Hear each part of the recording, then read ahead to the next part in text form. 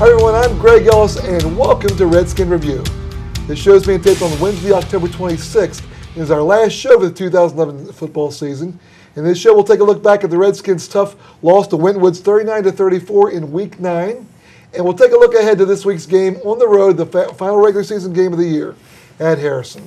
As always, with me is Dan Alvarez, Coach Jeff Geesting. Guys, welcome to the show. Thanks. Coach, you'll lose another tough game to Winton Woods, and you've got 5 losses now, and if I'm not mistaken, none of them by more than 7 points. Is that correct? Yeah, the most we've lost by is 7, and you know, it was Winton Woods is really playing well. Their record doesn't indicate it, but they struggled early in the year with some really tough games. They lost a 4 overtime game to Lakota East. They lost to Bishop Watterson out of Columbus by a field goal. They lost to Middletown, I think it was, early, and really played hard. And then they had some trouble, and they went to Harrison and got beat pretty bad. But since then, they've played very well. And you know, this was interesting. It's the first time the home team has won in this series since the away team. Yeah, or I'm sorry, the away. The visitors have won for several years, 5 or 6 years. You've just kept alternating. The home team won, so they've beaten us twice in a row now. Well, I'll tell you, it was a typical Winton Woods game. Just like all of them, it came down to, you know, what wasn't decided until the last play of the game. But the kids were down by like more than one score, and they hung in there. They really had a chance to win at the end. Yeah, I mean, as poorly as we played at certain times, it was good that at least we had a chance to win at the end. And it is a typical Winton Woods game. We got down 14, and they were on the verge of blowing us out, and we made some plays and came back. And you know, to our kids' credit, they don't quit. And as a coach, that's always great to have. And it's just kind of, we're snake bit. We were -2 on turnovers the other night, and we were -7 for the year. You know, I think we've got 21 turnovers and have only gotten 14.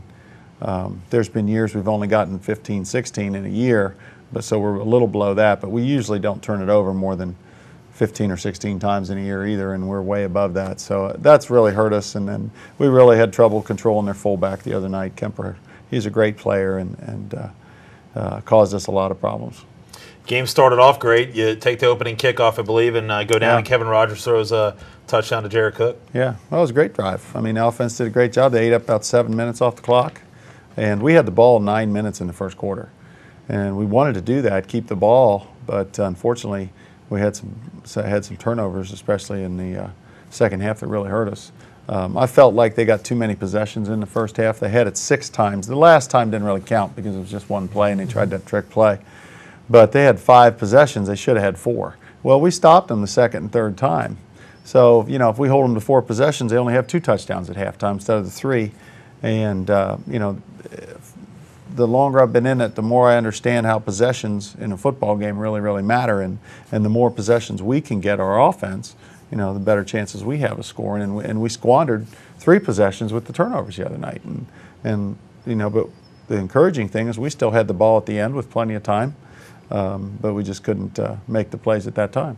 Yeah, that was just a question I was just getting ready to ask you. That's been the problem pretty much all year. Is you said early in the season there's really no margin for error, and you ended up having the 3 turnovers, and that really was pretty much the outcome of the game, if you think about it. Yeah, it was. I mean, they ran the ball really, really well. Total yardage, we actually outgained them by about 14 yards, I think. You know, they had 0 passing yards, but you know, 370 on the ground, and it's just hard to win when they're just pounding you like that on the ground. And our run defense has been pretty good all year, but we knew they would really be hard to defend. You know, with the option, I thought we could do a little better than we did, and you know, if we could have had the lead at halftime, the game would have been a little bit different because if they have to play catch up, they're not built for that. But if they get out in front of you, then they can eat the clock up and you know, do what they want to do. It was absolutely amazing watching the performance of Jared Cook. I mean, it was just like he was on fire. Everything that was thrown to him, he caught it. He had a great night. Yeah, he did. He had 15 catches, 202 yards. 202 yards and 5 TDs. And 5 touchdowns. I mean, that doesn't happen too much. Inquirer called and asked if those were records. And I said, well, probably the 15 catches is. And I said, probably the 5 touchdowns. I said, I don't know about the yardage. Right. You know, I couldn't remember off the top of my head, but yeah, it was a great night for Jared. He's had some big games for us, and you know, he runs really good routes. He's got good hands. He's hard to cover, and he's not a real big guy. You know, 155 pounds or so. Gets knocked around a little bit, but he's tough, and keeps playing, and he's been a real playmaker for us. Greg and I talked all night when Mason came into the game. That just showed a lot of great leadership on his part. You know, most kids, I don't know if would have handled the situation that has happened to him where, you know, he was a starter, came out. That really was just neat to see him with that leadership, and he ended up playing really well. Nick's been great. He's been encouraging Kevin in practice and in games, and he came in, he had his chance, and he made the most of it and made some tremendous plays for us in that third and fourth quarters to get us back in the ball game and have a chance to win. And you're right, it does show a lot of leadership on his part to do that, and he's willing to sacrifice for the team.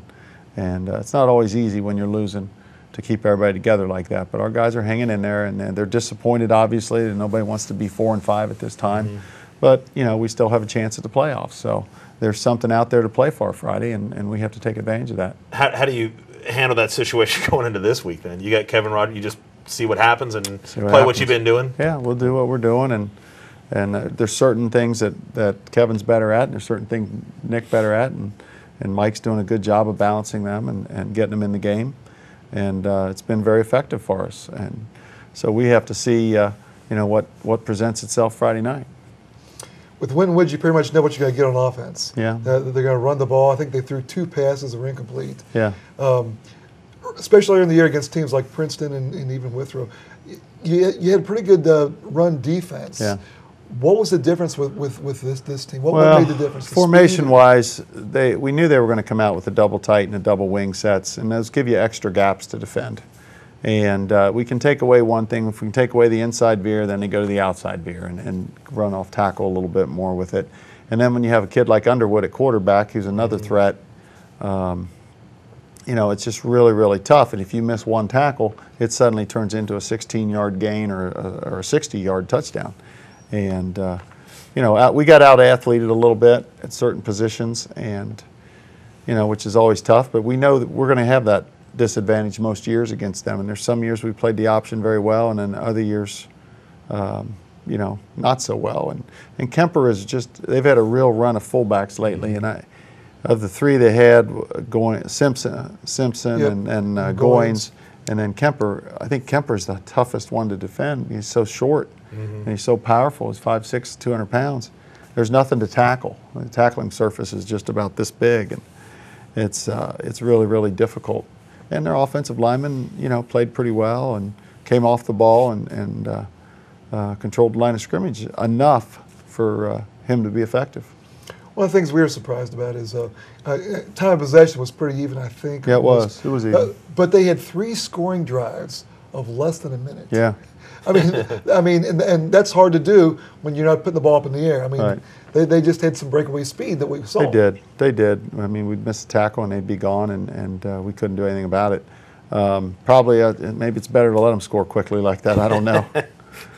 They sure weren't getting tired though. But yeah, it is surprising, not completing a pass, that they had those kind of explosive plays on us. And you know, early in the year we were giving up big explosive plays in the air, and then the other night we gave them up on the ground. So we just can't seem to be consistent and play a complete ball game offensively and defensively. We played pretty well on offense the other night, other than the 3 turnovers. Take those away, we played a great game. But you're not going to win many ball games when you turn it over 3 times, especially when they only turned it over once. So we're a -2 for the game, and you know. It's a difference in the game. And then the special teams, the kicking, our kickoff coverage was poor the other night. They got way too many yards. Off of that, they were always starting at the 50 or on our side of the 50, so they didn't have to drive very far to get points, and that was tough. When we got that last turnover, and I think there's like a little bit over 2 minutes left, we had it close to midfield, and Dan and I were talking, we were saying, let's not score too quickly here. Let's take our time, because we don't want to give them a chance to come back, or a kickoff return, or a fast driver like that. Yeah, oh, I know. And it's just disheartening sometimes. You know, we've had in the past, it seems like we've been able to come back and win some of those games, and we had one this year at Glen Estee where we did that, but you know, for the most part, our rallies at the end have fallen short, and you really can't expect that you're going to get those things when you play so poorly in other phases of the game at different times, and we've just had breakdown after breakdown this year, and in the kicking game or on defense or on offense, and hopefully Friday, you know, out at Harrison we can play better. Took me 2 weeks to add all this up, but I added all your scores up, and I figured out that you were, just like you said earlier, 24 points that you lose by in a combined score. That has got to be just heartbreaking. I mean, that just shows that you were there every game. You know, there were some games like you had the Princeton game where it didn't look like you were going to be in it. You come back, and then there was another game. It just seemed like you were always coming back in that situation. Yeah, I mean, you don't want to leave early. We'll come back, make it exciting, but it's frustrating to the players and the coaches because we're not playing a complete ball game. We're playing really, really well in certain spots, and we're playing really, really poorly in other spots. There's no consistency there, which is really difficult.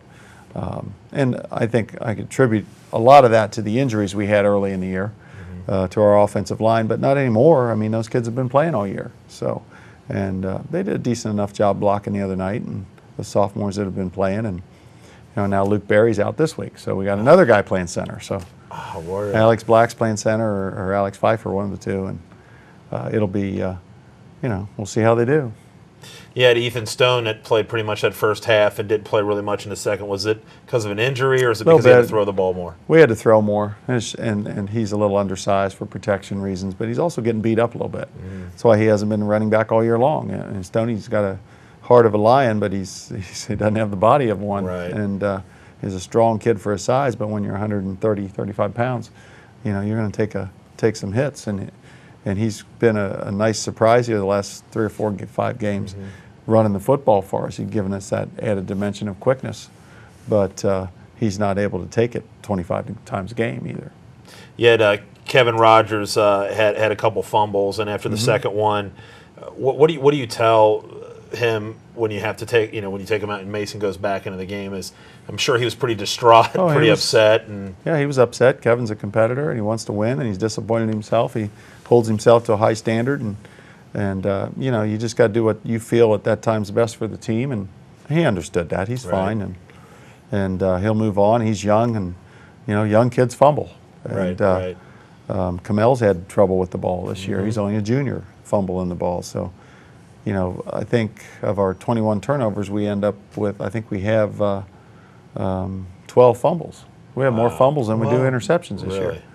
We have 9 interceptions, and those come in bunches. We'll get we had 4 or 5 the first game, and then we end up 3 or 4 in another game, and stuff like that. And then we go 2 or 3 games in a row where we don't throw an interception. So it's when it rains, it pours on us. Saving it best for last, or saving it for this week. I hope. One of the bright spots of this game, besides the offense, obviously, take away the turnovers, but not many penalties. I thought the penalties were cut back a little bit this week. Yeah, they were. And again, I don't know. I mean, a lot of it depends on the officiating crew you have. This crew the other night just kind of let us play. They weren't so worried about the sidelines and every other little issue, and they just let the kids play. I thought it was a well-managed game. Both teams got in the flow offensively and defensively, and you didn't really notice that there were officials out there too much, and there weren't a whole lot of calls that I would have questioned, and I'm sure Coach Parker would say the same thing. So,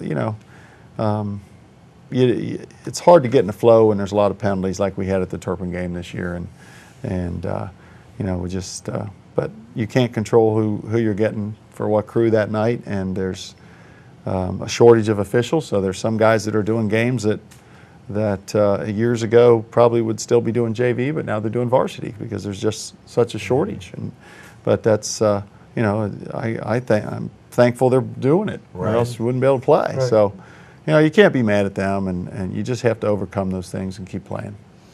Kyle Payne's been a leader for you on defense all year. Yeah. I thought the other night he really stepped up. I mean, he was just playing even more spirited than you normally see him. I think he knew, what this game meant, and the fact that he was playing his last home game on that field. Yeah, that meant a lot to the seniors. They were really down after not winning that last home game, and that's one of our goals every year, to win at home, and we haven't done that. And Kyle, is an emotional player, and he plays with a lot of energy and makes a lot of plays for us. He's usually our leading tackler, and he's probably averaging 10, 11 tackles a game for us, and makes plays all over the field and hustles. And we would hope that other guys can feed off of his energy, and some do and some don't, and he's just a great high school football player. I'm sure after the game, it was such a big game, and everyone knew how important it was. not only for the fact of the league, but also for the playoffs. Yeah. Until we found out this week that we still have a chance. But what was it like after the game? I imagine that was a tough locker room to deal with. I imagine the kids were down. They were down. They were down Saturday morning when we met with them to watch film and work them out and things like that. But they're, kids are resilient. They come back and, they're glad to be with their buddies. And on Monday they're practicing again and things like that. Sometimes it's harder on the coaches. And we felt like if we lost that game, our playoff chances would not be real good this week. We'd need a lot more help. And it turns out we really don't need a lot of help. Ross lost to Mount Healthy last week, and that really was a big game. If Ross would have won that game, that probably would have put them in the playoffs. And so there would have really only been one spot left. And that would have come down to Vandalia Butler, who's playing Trotwood this week, and they probably will lose to them. They're going to end up in the mid-16s, I think, on their points, and I think we're going to end up a little over 17 on our point for our average. So if we can get the win, I think we'll end up in the number 7 spot in the playoffs.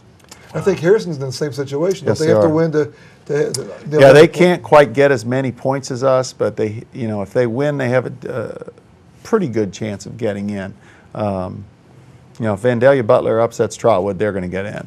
And then if Ross gets a couple games going their ways, if Goshen beats Greenville and Lemon Monroe beats Bellbrook, then that would be enough to push Ross in. And those games it's possible they could go that way. So it'll come down to a couple of those secondary games. Seems like it always does every year on some of those things. When do you find out? Is it like on Sunday morning or Saturday? When do you officially find out Sunday, but we'll know Friday night because we keep a pretty good tab on it. And there's some websites you can go to that keep things updated. Yeah. And I've got a projection sheet that I can fill in of the different games for all the teams. That's pretty cool. And so, Steve Shuck, who used to be the commissioner of the GMC, does that and sends it out. And he's, the Enquirer uses his information a lot of times. Right. And, so we'll have a pretty good idea of what has to happen for us to get in. But really, almost everything has to go against us for us not to get in if we're fortunate enough to win. That's good. Are the freshmen JV, are they still playing up until now, and what have they done? Yeah, the freshmen got beat last week. No, I'm sorry, they won. They beat Winton. No, JV won. No, freshmen won 15-14, I'm sorry. Freshmen beat Winton Woods 15-14, and then they were beating Harrison tonight 34-14 or something. That's good. So hopefully they get that win. They'll end up 5-5. They've had a nice year. That's good. They've had a nice year. They played some tough teams early, and for them to be 500 is really good. JV beat Winton Woods 15-14. Or they beat, they got beat 22-14 by Winton Woods. They won the week before, I think, 15-14. So they're struggling. But again, all their offensive linemen are playing on Friday night. So you get half their team on varsity. Yeah, we talked about this one other time. It's just really, really hard for them. And but they're hanging in there, and there's some talented kids at the lower level. Any injuries coming in? You told one Luke about Berry's got a concussion. I don't think he's going to be ready to play. Joe Merchant got a puncture wound on his leg, got stitched up. He hasn't practiced much, but I think he's going to be able to go. So not really. I mean, we're in pretty good shape. Offense, defense, special teams. I bet you I can name the offense. It has to be Jared Cook. Jared Cook, yeah. You have to give it to a kid with 15 catches and 200 yards, 5 touchdowns. Defensively, we gave it to Austin White, who's played a good ball game, and then special teams was Chad Barth. So, and Chad's been on a lot of special teams for us, he's senior, and done a great job. Okay, let's go ahead and then let's talk about this last game of the year against Harrison. As we've found out now, we have a chance to get the playoffs if we win this game. Harrison comes in at 6-3 and undefeated in the league. Yeah. Are you surprised about how well they've played this year? Well, they got off to a rough start. I mean, they had a new coach, and they were 0-3. They lost to East Central, Oak Hills, and I can't remember their other one right now. Kings. They lost to Kings. Oh, they lost to Kings. So they played some good competition, and then they got rolling a little bit. They made some personnel changes. They took the Tarvin kid, who's their starting middle linebacker, and put him at running back. Mm-hmm. He's a big, strong kid that can run, and they have an experienced quarterback, Marcus Wolfel, and then Kyle Nowlin, who's a great receiver, and a great punter and kicker. So now they're able to run the ball effectively and throw the ball effectively, which makes it much, much harder to defend. I think they were probably kind of one-dimensional early in the year. Defensively, they're doing a pretty good job. Their three interior guys are pretty good size and strong kids, and they just play with a lot of confidence. You can see that they're playing really, really hard and playing really, really well. Now Loveland took them into the fourth quarter 3-3, really? And got beat 20-3 or 21-3. But the game was 3-3 going into the fourth quarter, and Loveland did a nice job. Loveland's got enough size that they can match up to them with some things. So it's definitely a tall order for us, but I think that we have our chance to do pretty well. We match up with them as well as most teams. They're not any bigger than us, and are certain spots they might be a little faster, and other spots we're probably faster than them. So. A lot of it will come down to mistakes, and that hasn't been our strong suit this year. So, if we can do a decent job on the run and not give them any great big pass plays, we can have a chance to win the ball game. I think they're going to score some points, and we're going to have to score. Usually that's the way it is when you're playing two really good teams and getting together. And I still think we're a good team. We just have not had any breaks, and this team is. If we can score from the 1 yard line twice against Loveland, we win that game, and then the Withrow game where we had a breakdown in the fourth quarter. I mean, we're not even discussing it right now. We've got 6 wins, and we're in the playoffs, so for sure. And it's just a different thing. Harrison's had a history in the past of pretty good quarterbacks, and they throw the ball pretty well. And Wolfel's having a great year. And up until this past week, I think Nolan was leading the league in receiving. He still is by a yard. Oh, by a yard. A yard over Jared. After the big night that Jared had, he's down by a yard. I think he's got 807 yards. Jared's got 806. Wow. Something like that. So that'll be a battle. But, Nolan's just a big, strong kid. He can run really well. He's a punter. He's a great punter. He's probably the best punter in the league, one of the best receivers in the league, and maybe the best. Loveland's got a great kicker, but he's right up there as a kicker as well. So he's a great player, and Wolfel's very experienced, played some as a sophomore, and here he's a senior now. And then now when they put Tarvin in the backfield, they've got a legitimate running threat that makes them tough. So would you say they're like 50-50 run pass? Or? Yeah, they're probably a little more run, but maybe 60-40. But they can definitely throw the ball when they have to. It's not like Winton Woods, who never really wanted to throw the football. These guys will throw it when they need to. Every time Dan would call out when Winton Woods was on offense, he'd said 2 receivers to the left, 1 to the right. I was thinking to myself, that's just window dressing. I mean, they're just trying to get somebody out of the box a little bit. What kind of defense does Harrison run? They're usually an odd front, 50 front. They'll jump into 6-1 at times and play majority zone and stuff like that. They've been playing great team defense as well too. But I think some of that's their offense has been playing so well, and they're not turning the football over very much. That they've got the lead, and when you got the lead by 2 touchdowns, you just kind of play defense, not to make mistakes, and don't force the issue too much. That's like you were saying with Winton Woods. I believe they beat them pretty bad. Wasn't it like 48-0? Yeah, 37. I mean, it's like you said, they had trouble coming back like that. Yeah, Winton Woods they were in some turmoil at the time, and I think a lot of guys got pulled during that game. They played a lot of sophomores, didn't play very well. Came back, though, and then played very, very well against, I think it was Loveland the next week. Yep. And it was a totally different team when you watch the films. Winton Woods was definitely determined to win that Loveland game, and they went out and got after him. They were down at the time. I think they were 1-4 maybe when they played Harrison, and they might have been 1-4 because they were at like 1-5. 0-4. I don't know. They've won 3 in a row. Yeah. Well, no, you know what? They were 0-4 because they just lost to Walnut Hills after the Watterson game. That's right. I think maybe the best they were 1-4. So that was tough on them. But Harrison, I don't want to take anything away from them. They played really, really well and had a nice game plan. I think, they're well coached. They got, some experienced coaches on their staff and that have been there for years and years through all the different coaches that they've had. So. I know what the answer is already, but what are the keys to this game? Turnovers, maybe? Turnovers for sure. We can't turn the ball over. If we could be a +1, +2 in the turnovers, that would be huge for us. we have to be able to score when we get it in the red zone because of our lack of a kicking game. And I think we have to not let them get anything over the top. You know, Tarvin's capable of getting some long runs, but he's not like Kemper where he can just run away from us. He's pretty quick, but I think we can contain him a little bit. He's just going to pound on us. He's a big, strong guy, but he plays both ways, so maybe we can wear him out a little bit. I think that's, you know, how tired he gets. I think the weather could be a factor Friday on they don't have turf. Is it supposed to rain? Well, they keep pushing the rain back. There's still some rain, I think, Friday morning around. So the field might be a little heavy. That could have an effect on it as well.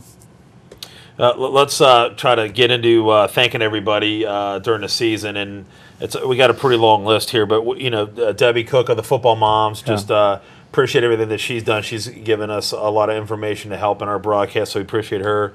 Obviously, Jeff, thank you so much for. I know it takes a lot of time to be here, and then John Raymond in our pick over there helping us out. We got Denise White, Tim Huntington, Brad Ellis, Steve Martin, and Ed Barth. All those guys, and Greg too, have been doing this longer than I have. Been doing it for 21 years, and these guys are doing it for free. It's because they love doing it and love Anderson High School. So we appreciate all those guys and the effort that everybody's doing, and you know, and just everybody. Also, Chad Cunningham and Harry Andriadis, and you know, everybody there tries to go out of their way to make sure that we're all helping each other out. And it's just a great. Harry had to run down and make a roster for us, and we appreciate him. You know, I'm sure he's pretty winded when he got back. But and Bob Andrews. Yeah, and Bob Andrews, especially him too. So we appreciate just everybody, and especially everybody here at the studio. You know, they've been great, Andy and Bud and everybody here, and Shane. And so we really appreciate you know, everybody's efforts and helping us out through an unbelievable year is up already. Yeah, it's hard to believe. Yep. Okay, well, go ahead. Oh, and I was just going to say, and we've had a couple issues here with the last couple weeks on the internet connection. I personally don't think it's my card. It's something to do with the provider that we're having. So we apologize for that, and I've been working on it this week for definitely trying to get the problem resolved, and we won't have those issues. I talked to the AD at Harrison. My Sprint card should be good. So he told me that's what he uses. So hopefully this week we won't have any interruptions, because I know a lot of people are emailing wanting to know what the heck's going on. And I really do apologize for the drops and all that stuff. So I can tell you it really adds something to it when we were able to do it, the games live, and you're able to broadcast out to Colorado, absolutely, and to California, and things like that. And you know people are listening, you know, relatives or brothers or alumni. It really adds to the fact that, you know, there are a lot of people that care about this program. Yeah, there are. Well, it's a lot of tradition, and you know, we've been doing very well for a lot of years, and you know, I certainly appreciate all the support, and I know the other coaches and players do as well. Well, I'm not going to be there this week. John's going to take my place in the booth, but hopefully you'll pull out a win, and we'll get to do another game a week from Friday. All right, hope so. Great. Okay. So again, for Dan Albers and for Jeff Giesing, I'm Greg Ellis. Thanks for joining us on Redskin Review.